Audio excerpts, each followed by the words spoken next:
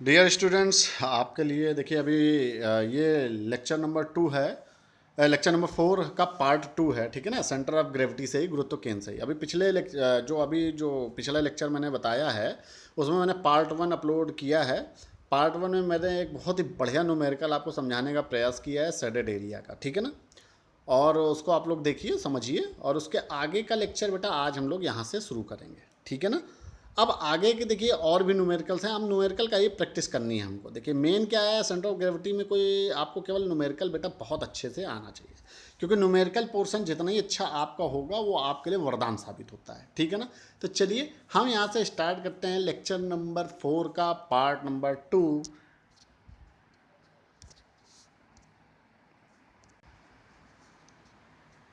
तो ये फिर देखिए, अब देखिए अगला न्यूमेरिकल भी ऐसा ही है, कुछ शेडेड एरिया ही टाइप का है। इसको भी हम समझेंगे और आराम से तुरंत इसको देखिए। पिछला अगर आपको समझ में आ गया तो इसमें बहुत ज़्यादा टाइम नहीं लगना चाहिए हमें, ठीक है ना।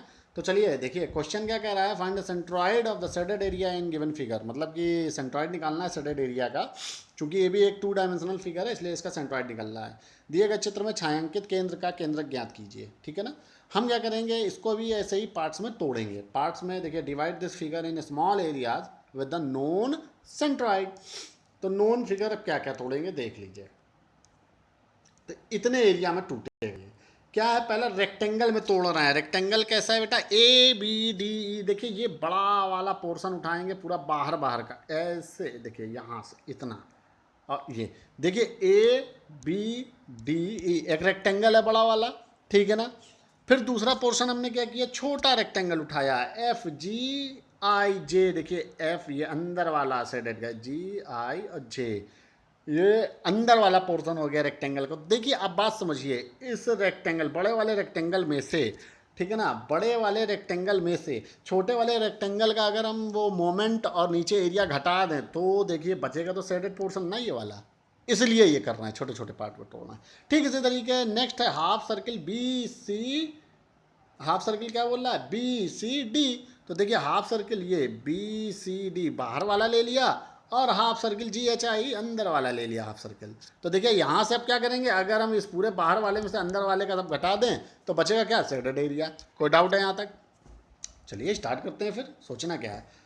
एरिया ए बी डी का क्षेत्रफल निकालना है। तो ए बी डी बाहर वाला ही तो था रेक्टेंगल। तो देखिए बाहर वाले की लंबाई यानी चौड़ाई कितनी है, 10 सेंटीमीटर। और ये अंदर वाला ये इतना एरिया कितना है, देखो कैसे पता करोगे। इसकी चौड़ाई कितनी, 2 सेंटीमीटर दी है, और इसका रेडियस, अंदर वाले का रेडियस 4। तो भैया आपको तो पता चल गया ना। सॉरी, मतलब देखिए कैसे निकालेंगे। अंदर वाले का रेडियस ये वाला 4 है, ये वाला 4 है, अंदर अंदर का 4 है ना। तो 4 4 8 हो गया, ठीक है। और साथ में 2 सेंटीमीटर इधर की चौड़ाई और 2 सेंटीमीटर इधर की चौड़ाई, जिस तरह से ये पट्टी की चौड़ाई दिख रही है। तो 4 4 8 और 4 12 सेंटीमीटर निकला, मतलब निकालना सीख लीजिएगा, कोई डाउट नहीं होनी चाहिए। तो 12 सेंटीमीटर, तो 10 गुणे 12 120 सेंटीमीटर स्क्वायर। कोई डाउट है यहाँ तक? इसके बाद x1 और y1। अब देखिए यहाँ पर सिमेट्री मिल रही है आपको। देखिए क्या है, वाई एक्सिस इसके बीचों बीच से जा रहा है और एक्स एक्सिस नीचे से जा रही है। तो देखिए यहाँ आपको सिमेट्री मिल रही है बेटा कि नहीं, वाई एक्सिस के इस तरफ भी जितना एरिया उतना ही एरिया इस तरफ है। तो इसका मतलब अब जो आपका एक्स वाला पोर्शन होगा वो कहाँ पर लाई करेगा, इसी एक्सिस पे कहीं लाई करेगा। तो इसका मतलब एक्स का पोर्शन अब 0 हो जाएगा। तो हमें लेना क्या है, वाई का पोर्शन। तो x1 तो 0 हो गया। y1 क्या है भैया, इस पूरे बड़े वाले रेक्टेंगल के लिए अगर आप निकालो तो y1 क्या हो जाएगा भैया, बेस से लेना है हमको, ध्यान रखना। तो बेस से लो तो चौड़ाई ये 2, अंदर वाला रेडियस 4, तो यहाँ तक 4 2 6, ये इतना तो 6 हो गया। तो 6 और प्लस में क्या हो जाएगा, मैंने बोला था ना बीचों बीच होता है, तो 10/2। तो 10/2 यानी 6 + 5 = 11 सेंटीमीटर। तो बाहर वाले का आ गया, पहले रेक्टेंगल पहले का आ गया। चलते हैं दूसरे पार्ट पे। जल्दी क्यों कर रहे हैं, क्योंकि पिछला आप समझ चुके हो। दूसरा पार्ट भी देखिए, एक रेक्टेंगल अंदर वाला पोर्शन भैया दिख रहा है ना आपको, रेक्टेंगल। तो रेक्टेंगल भैया दिख रहा है, जब अंदर वाला क्या हो जाएगा, अब अंदर वाले की चौड़ाई तो आप निकालना आसानी है। देखो 4 सेंटीमीटर अंदर वाले इस क्वार्टर सर्किल का दिया था ना रेडियस, तो ये 4 तो ये 4, तो यानी इतनी भुजा 8 और ये भुजा 10, तो 10 × 8 बराबर 80 सेंटीमीटर स्क्वायर। कोई डाउट नहीं है। ठीक इसी तरीके बेटा x2 तो 0 हो जाएगा, जैसा कि सिमेट्री है। y2 क्या हो जाएगा, y2 भी आप समझ लो इस वाले के लिए निकालना है, यानी इतनी तो ये पूरा आप जोड़ ही लोगे, 6 4 2 6 और साथ में 10/2 तो 11 सेंटीमीटर। दोनों का उसका तो सेम ही आएगा ना। चलिए चलते हैं एरिया नंबर 3 पर, A3 पर। देखिए एरिया नंबर 3, चलिए एरिया नंबर 3 बेटा ये बड़े वाले की बात कर रहा है। देखिए बड़े वाले क्वार्टर सॉरी हाफ सर्किल की बात कर रहा था। हाफ सर्किल के लिए भैया मैंने बताया था पाई आर स्क्वायर बाई 2 निकाल लिया। आर क्या है, आर देखो कैसे निकालोगे इसका, देखो 4 तो ये है ये बेटा, अब साथ में ये 2 तो 4 2 6 हो गया कि नहीं हो गया इसका आर यानी रेडियस। तो 4 2 6 यानी 3 पाई की वैल्यू 3.14 और आर यानी 6 का स्क्वायर 36/2। तो ये आपका बाहर वाले क्षेत्रफल बाहर वाले का यानी कि एरिया A3 आ गया। चलते हैं x3 तो आपका 0 हो जाएगा बेटा। y3 कैसे निकालोगे, y3 आपका कैसे निकलेगा समझिए, ये बाहर वाला है ना ऐसे। अब y3 क्या होगा, y3 हमको x एक्सिस से दूरी तो लेनी है, समझ गए ना। इसका केंद्रक कुल मिला के मान लीजिए यहाँ कहीं है इसका केंद्रक, तो यहाँ कहीं पर भी होगा। तो मैंने बताया था कि जो भी मतलब सर्किल होता है, हाफ सर्किल है क्वार्टर सर्किल, उसके सेंटर से ही तो उसकी दूरी लेते थे बेटा, ध्यान होगा सेंटर से ही तो ये दूरी होती थी 4r/3 पाई। तो देखो यहाँ पर क्या है, यहाँ पर आप साफ साफ देख रहे हो, तो यहाँ पर आप साफ साफ एक चीज़ ये देख सकते हो कि अगर केंद्रक बड़े वाले का आएगा तो वो मान लो यहाँ कहीं होगा। एक मिनट मैं आपको बना करके पूरा स्पष्ट समझाता हूँ। ऐसे मान लीजिए है ये एरिया और ये एरिया ऐसे है और इन दोनों का सेंटर यूँ है, ये है ठीक है ना, और ये ऐसे है। तो अगर इसका सेंट्रॉइड निकालें बड़े वाले का तो यहीं कहीं तो होगा बेटा, या मान लीजिए इस जगह पे है, इस जगह पे होगा तो हम पूरा इतना ले ले डिस्टेंस, और उस डिस्टेंस में से अगर ये वाला डिस्टेंस घटा दें तो हमारा ये देखिए ये सेंटर यहाँ से आ जाएगा दूरी कि नहीं आ जाएगी, ये वाली आ जाएगी कि नहीं आ जाएगी। तो वही तो काम हम करने का प्रयास कर रहे हैं। देखिए क्या करना है, 4 और 2 6, तो सेंटर से दूरी कितनी हो गई 6, और इस 6 में से इतनी दूरी यानी ऐसे दूरी यानी क्या है 4r/3 पाई, वही तो था केंद्रक क्या आता था 4r/3 पाई, घटा दो तो हमारी ये डिस्टेंस आ जाएगी केंद्रक की, इसकी बड़े वाले की इतनी आ जाएगी कि नहीं। तो आर तो आपको मिल ही चुका बड़े वाले का 6 सेंटीमीटर, तो 4r/3 पाई हमने घटा दिया, तो भैया हमें y3 की वैल्यू ये 3.45 सेंटीमीटर मिल गई। ठीक इसी तरीके चलते हैं एरिया नंबर 4 पर। तो A4 तो अंदर वाले का आप यहाँ देख रहे हो, इस वाले का अंदर वाले का भी निकाल लोगे भैया। क्या है अंदर वाले का, पाई आर स्क्वायर बाई 2, आर की वैल्यू 4 है, देखो ना ये 4 है कि नहीं है, पाई आर स्क्वायर बाई 2। तो इससे हमें क्षेत्रफल मिल गया यानी एरिया मिल गया 25.12 सेंटीमीटर स्क्वायर, कोई डाउट नहीं है। x4 वैसे ही एज इट इज़ 0 ही रहना है, ठीक है ना। y4 कैसे निकालोगे भैया, y4 अब हमको देखो इसी से तो दूरी लेनी है, तो देखो 2 तो ये रहेगा ही रहेगा, जुड़ जाएगा, साथ में 4 भी ये जुड़ जाएगा यानी 2 4 6। अब देखो माइनस का इसके लिए, वो जैसे उसके लिए सेंट्रॉइड घटाया था वैसे इसके लिए भी तो कहीं यहीं कहीं होगा आप सर्किल का। तो यहाँ से इतनी दूरी इसकी घट जाएगी 4 2 6 में से, यानी 4r/3 पाई। तो 6 माइनस 4r, आर की वैल्यू अब यहाँ क्या है 4 है, तो 4r/3 पाई, तो 4.30 सेंटीमीटर हमें y4 मिल गया। तो देखो x तो हमें निकालने की जरूरत नहीं क्योंकि x 0 हो जाएगा। y के लिए फार्मूला क्या लगेगा, देखो a1x1 बड़े वाले का लग जाएगा कि नहीं, माइनस a2x2 यानी उसमें से हमको ये घटाना था ना, तो माइनस कर दिया, प्लस का a3x3 यानी बाहर वाला, माइनस का a4x4 यानी अंदर वाले को घटा दो, अपान में भी एरिया उसी तरह कर दो। तो इसी तरीके तो होगा ना फार्मूला, तो ये तो x तो 0 आ गया। चलिए yc भी भैया इसी तरीके फार्मूला लग जाएगा, तो yc हमारा 7.38 सेंटीमीटर आ गया। यहाँ तक किसी को कोई डाउट है, नहीं होना चाहिए। तो चलिए ये क्वेश्चन भी आपको समझ में आ जाना चाहिए, बहुत सरल क्वेश्चन था। चलिए हम चलते हैं फिलहाल नेक्स्ट क्वेश्चन की तरफ। इस तरीके अब हम चलते हैं 3 डायमेंशनल फिगर्स की तरफ। अभी तक मैंने जो आपको समझाया है वो 2 डायमेंशनल के लिए समझाया है। उसमें हम लोग क्या निकालते थे बेटा, उसमें हम लोग निकालते थे सेंट्रॉइड केंद्रक। अब जो 3 डायमेंशनल आएगा, मैंने बताया था कि जिन फिगर्स में वेट या मास आ जाता है उनके लिए सेंटर ऑफ ग्रेविटी निकालते हैं, यानी CG। यहाँ पर आपको जो फिगर एक दिख रहा है बेटा, यहाँ पर ये फिगर देखिए आप, यहाँ पर ये जो फिगर है देखिए 3 चीज़ों से मिलकर बना है, सॉरी 2 चीज़ों से। देखिए एक तो ये देखिए ये है एक सिलेंडरिकल शेप है, देखिए सिलेंड्रिकल शेप है कि नहीं है, ये इस तरीके से है ना सिलेंडर। दूसरा देखिए ऊपर भी एक कटोरा, यानी आप कह सकते हैं हॉलो, जो मैंने बताया था ना हेमीस्फेयर, वही है। नीचे भी एक हॉलो हेमीस्फेयर है यानी कि खोखला गोला अर्धगोला, दोनों सिमेट्रिकल गोले हैं, मतलब जितनी ऊपर वाले की रेडियस है उतनी नीचे वाले की रेडियस है। चलिए तो हम इसको छोटे छोटे पार्ट्स में जोड़ लेंगे और इनका निकाल सकते हैं सेंटर ऑफ ग्रेविटी, कोई दिक्कत नहीं। तो इसमें चाहे आप मास के टर्म में निकालो चाहे वॉल्यूम के टर्म में निकालो। जैसे मानो मैंने फार्मूला बताया था W1x1 + W2x2 upon W1 + W2, वैसे वो तो वेट के टर्म में था। हम यहाँ पर चाहे तो वॉल्यूम भी वेट की जगह पे वॉल्यूम ही रख सकते हैं, यानी V1 x1 plus V2 x2 अपन V1 प्लस V2 वॉल्यूम लगा के। तो चलिए दोनों कर सकते हैं। कह रहा है divide the composite figure in small figures with known C G. चलिए कोई दिक्कत नहीं है। पहला पार्ट हेमीस्फेयर है, आपको साफ साफ दिख रहा है ऊपर वाला। दूसरा पार्ट है सॉलिड सिलेंडर, जो कि आपको साफ साफ दिख रहा है बीच वाला, दूसरा नंबर। तीसरा पार्ट है हेमीस्फेयर, जो कि आपको बहुत स्पष्ट रूप से दिख रहा है नीचे वाला। ठीक है ना। चलिए शुरू करते हैं। Volume V1। तो भैया वॉल्यूम V1 तो बहुत आसान है ना। पूरे गोले का आपने वॉल्यूम यानी आयतन पढ़ा है 4/3 पाई आर क्यूब, पढ़ा है ना। तो पूरे गोले का जब यानी पूरे एक प्रकार से कह सकते हो स्फेयर का 4/3 पाई आर क्यूब, तो हेमी स्फेयर ही नहीं, अर्ध गोले का तो 1/2 हो जाएगा ना, इंटू 1/2। तो वही तो लिखा है 1/2 4/3 पाई आर क्यूब। ठीक है ना। तो क्या करेंगे, देखिए चूंकि मैंने बताया था दोनों ही सिमेट्रिकल गोले हैं, जैसा ऊपर वाला वैसा नीचे वाला। तो अगर नीचे वाले का रेडियस भैया 10 है तो ऊपर वाले का भी 10 हो जाएगा। तो वही तो कर रहा है 1/2 4/3। पाई की वैल्यू रख दी 3.14, आर की वैल्यू 10 का क्यूब। तो इससे हमारा ये आंसर आ गया। इतनी बात समझ में आ गई। V1 वॉल्यूम निकल आया। केंद्रक निकालते हैं, सॉरी केंद्रक नहीं, CG सेंटर ऑफ ग्रेविटी। इनके लिए आप सेंटर ऑफ ग्रेविटी देखिए, चूंकि एज इट इज़ मैंने जैसा पीछे बताया है, यहाँ पर भी सिमेट्री मिल रही है। देखिए वाई एक्सिस बीच से जा रहा है, ये देखिए, और एक्स एक्सिस यहाँ कहीं से ले जा रहे हैं। इस बार ये नीचे से नहीं ले गए हैं, इन्होंने क्या किया ऊपर से लिया, ये वाला एक्स एक्सिस लिया है। ठीक है ना। तो अभी बहुत सरल है, कोई दिक्कत नहीं। तो देखिए जितना फिगर आपको जितना मास इधर मिल रहा है उतना ही इधर भी मिल रहा है वॉल्यूम। तो सेंटर ग्रेविटी हो गई, इसने एक्स की वैल्यू अब 0 हो जाएगी, क्योंकि हमारा जो CG लाई करेगा वो कहाँ करेगा, वाई एक्सिस पे लाई करेगा। बात समझ में आ गई। तो x1 तो 0 हो गया भैया। अब y1 निकालना है, तो हमें कहाँ देखो एक्स एक्सिस इन्होंने कौन सा मानना है फिगर के अनुसार, ये वाला मानना है। तो हमें इसके ऊपर ही चलना भैया, बात समझ लो। इसके हिसाब से लेना पड़ेगा y की वैल्यू।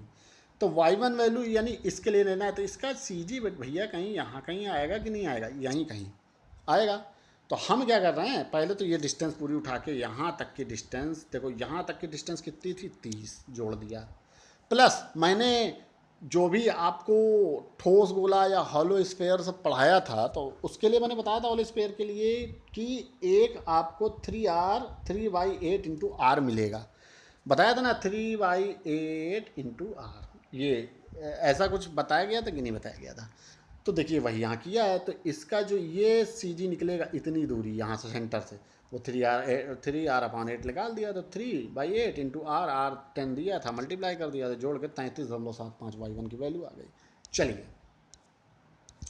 पार्ट नंबर 2 पे चलते हैं। पार्ट नंबर 2 वॉल्यूम V2 आपको बहुत अच्छे से पता है, सिलेंडर है, पाई आर स्क्वायर होता है सिलेंडर का फार्मूला। यानी सिलेंडर भैया आपका अगर कहें बेलन, तो बेलन का आयतन यानी कि volume pi R square H होता है। कोई डाउट है, एच ठीक है ना, एच उसकी ऊंचाई होती है, आर उसका रेडियस होता है।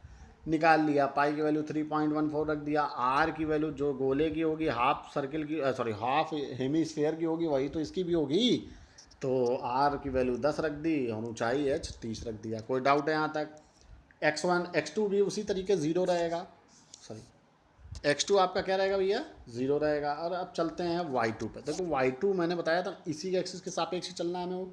तो y2 चूंकि यहाँ कहीं बीचों बीच होगा, तो 30 का मैंने सिलेंडर का बताया था h/2 पे होता है, ध्यान है ना। सिलेंडर के लिए जो CG होती है बीचों बीच होती है h/2, यानी कि हाइट का आधा। तो यहाँ पर h/2 पे ले आए, तो h/2 यानी 30/2 इंटू 15 सेंटीमीटर। कोई डाउट है भैया यहाँ तक, कोई डाउट नहीं होना चाहिए। अब चलते हैं पार्ट नंबर 3 पर, वॉल्यूम V3। तो वॉल्यूम V3 तो एज सच एज वैसे ही निकाल लोगे, 1/2 4/3 pi R cube, 4/3 pi R cube का आधा, तो वही कर लिया है। तो उससे हमारा भैया इसका भी वॉल्यूम निकल गया। देखो वही एज इट इज जैसे पीछे वाले का आया था वॉल्यूम वैसे आएगा। अब देखो यहाँ पर खेल होगा, x3 तो 0 है, लेकिन y3 क्या होगा। मैंने कहा था ना कि हमें इस एक्सिस के सापेक्ष चलना है। चूंकि कौन सा एक्सिस माना गया भैया यहाँ पर, एक्स एक्सिस, ये तो सॉरी ये एक्सिस, तो इसके लिए तो इसका CG नीचे की तरफ जाएगा ना, उल्टा यहाँ कहीं, तो माइनस हो जाएगा। क्यों, क्योंकि भाई आपने x और y तो पढ़ा है ना, यहाँ नीचे जाता है तो माइनस होता है, ऊपर होता है प्लस। तो यहाँ पर x3 क्या हो जाएगा बेटा, माइनस में आ जाएगा, माइनस का 3r/8, यानी कि माइनस का 3.75। समझ गए इतनी बात। अब फार्मूला रख दो, फार्मूला x तो 0 हो जाएगा, yc क्या होगा, बात वही समझ लीजिए बिल्कुल। फार्मूला पूरा देखिए, चूंकि ये तीनों फिगर जुड़े हुए हैं ना, इसमें कुछ हटाता ना तो है नहीं हमको, हम वैसे ही रख देंगे V1 y1, V2 y2, V3 y3 plus में, और साथ में V1 plus V2 plus V3। अब रखोगे कैसे? पहले वाले का तो V1 और Y1 जो आया था वो मल्टीप्लाई कर दिया और प्लस में रखा, फिर V2 जो दूसरे वाले का था और Y1 इंटू मल्टीप्लाई। अब V3 जब आया तीसरे वाले का, वो ये देखिए ये आया, लेकिन Y3 क्या आया भैया, माइनस में आया, तो हम एज इट इज साइन रखते हुए माइनस में कर देंगे। और ठीक इसी तरह नीचे भी V1 प्लस V2 तो जुड़ेगा, लेकिन यहाँ पर V3 भी जुड़ेगा, V3 घटेगा नहीं, ध्यान रखना। क्यों? क्योंकि यहाँ पर कोऑर्डिनेट निगेटिव था, इसलिए हमने निगेटिव से मल्टीप्लाई किया, माइनस कर दिया, लेकिन नीचे तो भैया ये पूरा तो जुड़ रहा है ना, पूरा तो जुड़ रहा है ना, तो इसलिए V1 plus V2 plus V3 जुड़ेगा। और इस तरीके से हमारा centre of gravity for the figure is 25.09 मिल गया। बात समझ में आई ना? अब कुछ लोगों को कन्फ्यूजन के साथ V3 क्यों जोड़ा है, क्योंकि वो एक्स एक्सिस के नीचे है, लेकिन बेटा फिगर तो पूरा देखो, इसमें से कुछ हट थोड़ी रहा है। हम एक्स एक्सिस कहीं भी मान लें, लेकिन फिगर तो 1 2 3 तो जुड़ा ही हुआ है ना, पूरा फिगर लेंगे ना, ऐसा थोड़ी वॉल्यूम घटा देंगे, इससे गोला हट थोड़ी रहा है। लेकिन सी जी क्यों निगेटिव आ रहा है? क्योंकि मैंने एक्स एक्सिस यहाँ मान लिया है, तो एक्स एक्सिस के नीचे उल्टा जा रहा है सी जी निगेटिव आ जाएगा। चलिए ये भी आप लोग समझ गए होंगे, बहुत आसान था। चलते हैं नेक्स्ट क्वेश्चन पर, ये वाला क्वेश्चन भी देख लीजिए, फिर उसके बाद वाणी को विराम देंगे, ठीक है ना, फिर नेक्स्ट क्वेश्चन। चलिए इस क्वेश्चन में देखिए इस क्वेश्चन में कुछ रिमूविंग पोर्शन है। कह रहा find the centre of gravity of shaded area, दिए गए चित्र में छायांकित क्षेत्र का केंद्र ज्ञात करें। Divide the composite figure in small figures with known C G, यानी कि हमने क्या किया, इस पूरे दिए हुए फिगर को छोटे छोटे क्षेत्रफल में तोड़ लिया, सॉरी वॉल्यूम्स में तोड़ लिया उसको, जिसका हमें सी जी पता हो।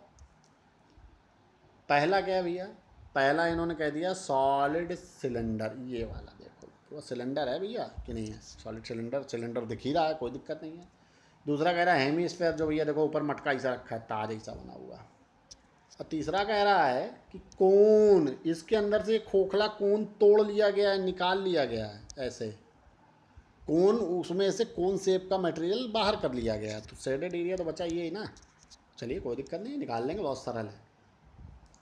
पहला इन्होंने पार्ट कहा है V1 pi R square H, आपका सिलेंडर का तो वॉल्यूम आपको पता है ना, पूरा सिलेंडर पहले हम लेंगे, ये पूरा सिलेंडर, ये पूरा सिलेंडर ही तो है मेरे भाई। तो पाई आर स्क्वायर एच ले लिया। अब देखिए आर तो इसका 4 सेंटीमीटर हो जाएगा ना, रख के दिखाते हैं।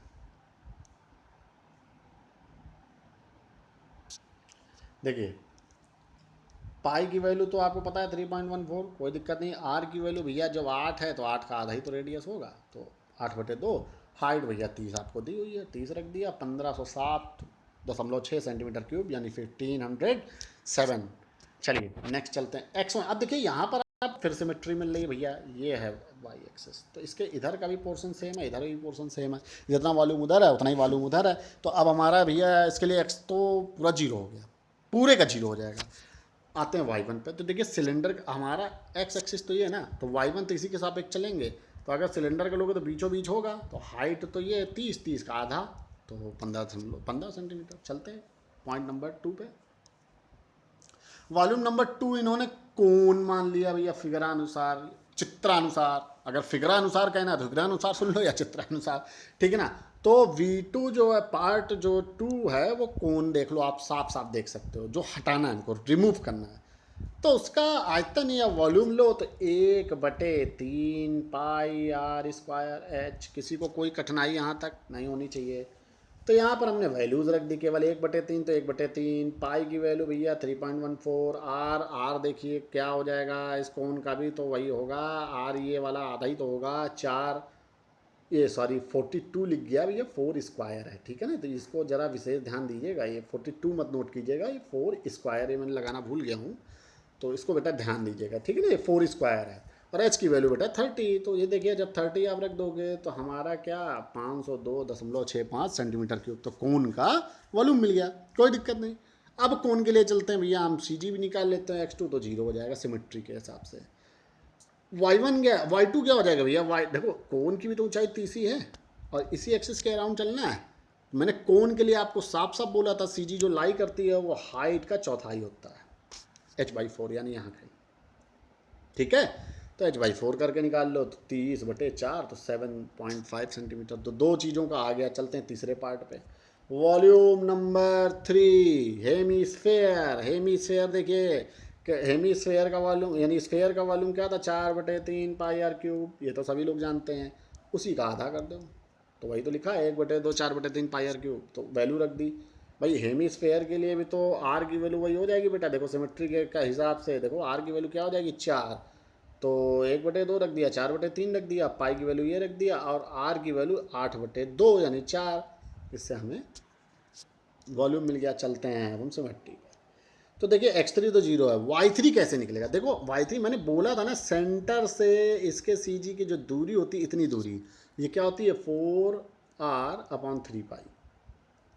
सॉरी, एक मिनट, वो तो स्क्वायर की होती है, सॉरी बाई मिस्टेक, सॉरी। ये बेटा ऊपर जो रखा है हेमीस्फेयर है, सॉलिड हेमीस्फेयर है, ध्यान आया ना। तो सॉलिड हेमीस्फेयर के लिए मैंने बताया था 3/8 इंटू आर होता है, ठीक है ना। तो ये जो डिस्टेंस आएगी यहाँ से इतनी, ये डिस्टेंस, तो ये तो 3r/8 हो जाएगा। और क्या होगा, हमको तो दूरी बेटा ये वाली चाहिए ना, इसके CG की दूरी इतनी पूरी चाहिए, यहाँ से CG की दूरी। तो CG की दूरी कैसे, 30, तो ये जुड़ जाएगा, और प्लस का पूरा 4 भी जोड़ दो, ये इतनी रेडियस ही तो है, उसकी ऊंचाई भी हो जाएगी। तो 30×4 = 34, और माइनस का इतना पोर्शन यानी इतना वाला पोर्शन का CG इतने से इतनी डिस्टेंस घटा दो। तो माइनस का 3r/8। तो समझ गए ना। तो ये आ जाएगा बेटा 32.5 सेंटीमीटर। हमको कितना चाहिए था भैया, यहीं से तो इतना ही तो चाहिए था। इसके लिए हमको इसकी CG यहाँ से इतनी घटा देनी पड़ेगी पूरी डिस्टेंस से, यानी 30 और 4 34 में तो इतनी CG घटा दो तो डिस्टेंस आ जाएगा। अब कुछ नहीं करना है, XC तो 0 रहेगा एज यूजल। YC के लिए फार्मूला आपको क्या लगाना है, V1 यानी कि पूरा सिलेंडर का लगा दिया ना। उसमें से घटाना क्या था, दूसरा वाला पोर्शन घटाना था, तो माइनस का V2/2 यानी कौन हट गया, प्लस का V3/3 यानी ये तो जुड़ा है ना इस चित्र में, तो वो जुड़ गया। और ठीक इसी तरह वॉल्यूम भी हटा दो नीचे, V1 - V2 प्लस का V3। एज यूजल बेटा आपका जो आंसर आएगा वो 20.39 सेंटीमीटर, यानी कि जो सेंटर ऑफ ग्रेविटी आएगी 0,20.39 सेंटीमीटर, ये आ गया। तो ये बेटा आज कोई दिक्कत तो नहीं होनी चाहिए यहाँ तक, बहुत आराम से, ठीक है ना।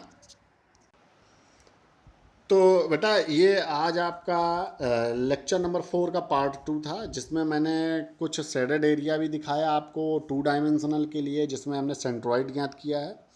और अभी जो लेटेस्ट बताया इसमें मैंने आपको 3 डायमेंशनल फिगर्स यानी कि सेंटर ऑफ ग्रेविटी निकालना सिखाया है, जिनका अपना वॉल्यूम होता है, जिनका मास होता है, जिनका वेट होता है।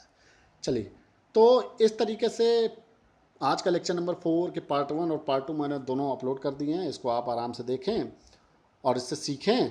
अभी जो अगला भी लेक्चर आएगा वो भी न्यूमेरिकल बेस्ड होगा, और कुछ हो सकता है एक आध थ्योरी। बहुत ज़्यादा अब इस चैप्टर में भी आपका नहीं बचा है, आपके खुशी के लिए मैं बता दूं, अभी ये भी बहुत जल्दी सिमट जाएगा चैप्टर, ठीक है ना। तो देखिए बहुत ही मैं एक्सप्लेन करके पढ़ा रहा हूँ, और आपसे भी रिक्वेस्ट है कि आप भी कोशिश करें कि एक्सप्लेन वे में पढ़ें, ठीक है बेटा। तो फ़िलहाल इसको आराम से पढ़िए, देखिए। सभी स्टूडेंट्स बेटा वीडियो लगातार देखें। कुछ लोगों को मैं देखता हूँ कि आराम से देख रहे हैं, ऐसा नहीं है। जब आप एक सीरियल वाइज पढ़ोगे, सीरियल वाइज समझोगे, तो आपको ज़्यादा अच्छा समझ में आएगा, ठीक है ना। तो बहरहाल आज के लिए शुभ संध्या, गुड इवनिंग, और फिलहाल आपका आशुतोष शर्मा, बाय बाय।